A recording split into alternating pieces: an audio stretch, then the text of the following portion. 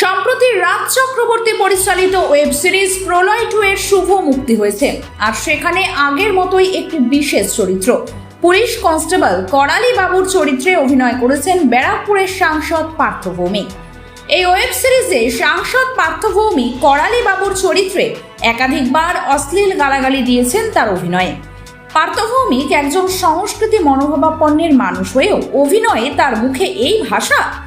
পাশাপাশি পরিচালক রাজ চক্রবর্তী যতই খারাপ হোক না কেন, তিনি তার সিনেমায় পার্থ ভৌমিকের সঠিক চরিত্র তুলে ধরেছেন বলে এমনটাই বিবৃতি দিলেন ব্যারাকপুরের প্রাক্তন সাংসদ অর্জুন সিং।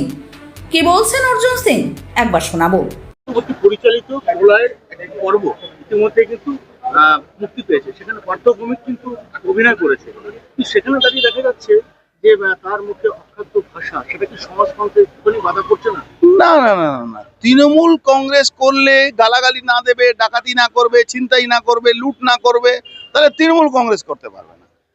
ওর সঠিক ক্যারেক্টার, রাজ যতই বাজে লোক হোক, রাজ এগেনস্টে অনেক ভুরি ভুরি কমপ্লেন আছে, একটা ভালো কাজ করেছে। পার্থ ভৌমিকের সঠিক চিত্রণ, সঠিক ক্যারেক্টার ওর পিকচারে দেখা যাচ্ছে। আর অর্জুন সিং এর এই বিবৃতির পাল্টা উত্তর দিতে ছাড়লেন না এক সাংস্কৃতিক প্রেমী সমিত ঘোষ। এই বিষয়ে সমিত কি বললেন, একবার শোনাবো।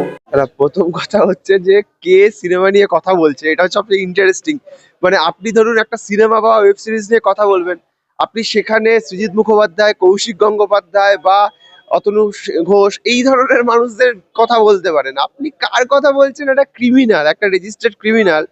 আপনি ওকে গিয়ে জিজ্ঞেস করুন যে দেশি কাঠটার দাম কত, আপনি ওনাকে গিয়ে জিজ্ঞেস করুন যে বোমের কোথায় কি লাল সবুজ সাদা মশলা পাওয়া যায়, কোথায় কত 9mm রিভলভার পাওয়া যায়। আপনি ওনাকে জিজ্ঞেস করছেন সিনেমা ওয়েব সিরিজ। মানে এটা খুব দুর্ভাগ্যজনক পশ্চিমবঙ্গ বলেই সম্ভব যে একটা সিনেমা বা ওয়েব সিরিজের একটা আর্ট ফর্ম নিয়ে কথা বলছেন একজন রেজিস্টার্ড ক্রিমিনাল।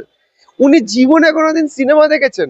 ওখানে উনি বলেছেন যে রাজ চক্রবর্তী ওনাকে ঠিকঠাক ক্যারেক্টার দিয়েছে। আমি দায়িত্ব নিয়ে বলছি, উনি আবার প্রলয় বা আবার প্রলয় 2 কোনোটাই দেখেননি।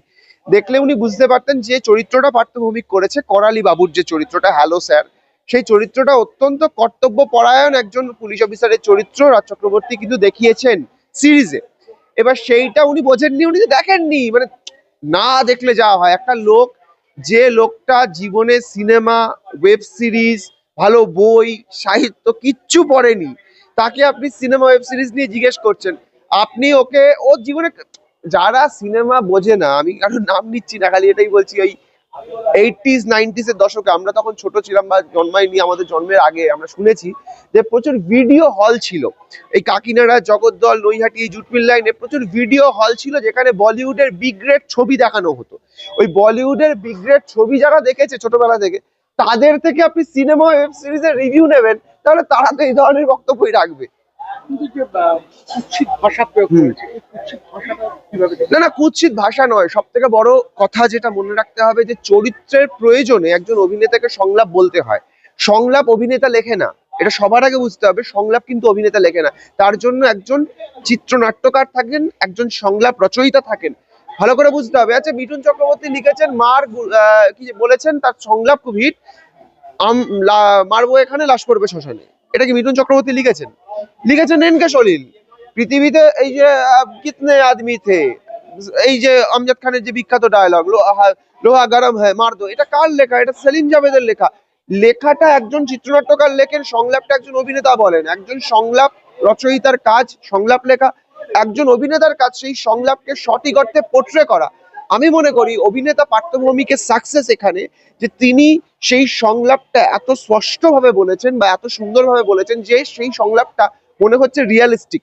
এই রিয়েলিস্টিক ব্যাপারটাকে তিনি যে স্পষ্ট করতে পেরেছেন পর্দায়, এটাই তো অভিনেতার সাফল্য। কিন্তু প্রাক্তন সাংসদ বলছেন বর্তমান সাংসদের যে চরিত্র, সেই মানে একদম অরিজিনাল চরিত্র উনি তো দেখেননি। এই যে করালি বাবু বা হ্যালো স্যার, এই যে চরিত্রটার নাম হচ্ছে করালি বাবু বা হ্যালো স্যার, আমি গতকালই ওয়েব সিরিজটা শেষ করেছি। সেই চরিত্রটা অত্যন্ত দায়িত্বপরায়ণ, কর্তব্যপরায়ণ একজন পুলিশ অফিসারের চরিত্র। আপনি দেখুন আগে সিরিজটা। আপনি সিরিজটা না দেখে একটা টিজার দেখে অত কিছু, আমি কি বললাম, যে দেখেছে, যার দেখা সিনেমা হচ্ছে কি হাসিনা কা পাসিনা, ওই বিগ গ্রেড সিনেমাগুলো চলতো ওই রূপশ্রী সিনেমা হলে, কাকিনাড়া, জগদ্দলের বিভিন্ন ভিডিও হলে, সেই লোকটা এইসব সিনেমা দেখেছে। হ্যাঁ, পিয়াসি ভাবি, হাসিনা কাপাসিনা এই ধরনের সিনেমা দেখে বড় হওয়া লোক আজকে সিনেমার রিভিউ দিচ্ছে, তাহলে যা হওয়ার তাই হবে। আগে সিনেমার সমালোচনা করতে গেলে, একটা ওয়েব সিরিজের সমালোচনা করতে গেলে সবার আগে প্রপারলি সেই সিনেমাটা বা সেই ওয়েব সিরিজটা দেখতে হয়, তারপর সমালোচনা করতে হয়। না জেনে সমালোচনা করা মূর্খের কাজ। আবারও বলছি, ওর কাছে গিয়ে বোমের কিরকম দাম, কোথায় বোমের মশলা পাওয়া যায়, কোথায় 9mm পাওয়া যায়, কোথায় দেশি কাঠটা পাওয়া যায়, এইসব জিজ্ঞেস করুন। সিনেমার মতো একটা শিল্পকে বা ওয়েব সিরিজের মতো একটা শিল্পকে, এইসব শিল্পের বিষয়টা ওকে জিজ্ঞেস করে শিল্পকে অপমান করবেন না, মা সরস্বতীকে অপমান করবেন না। আপনাদের আশীর্বাদে এখন নতুন রূপে নৈহাটির সাহেব কলোনি মোড়ে বোম্বে বিরিয়ানি অ্যান্ড কেবিন।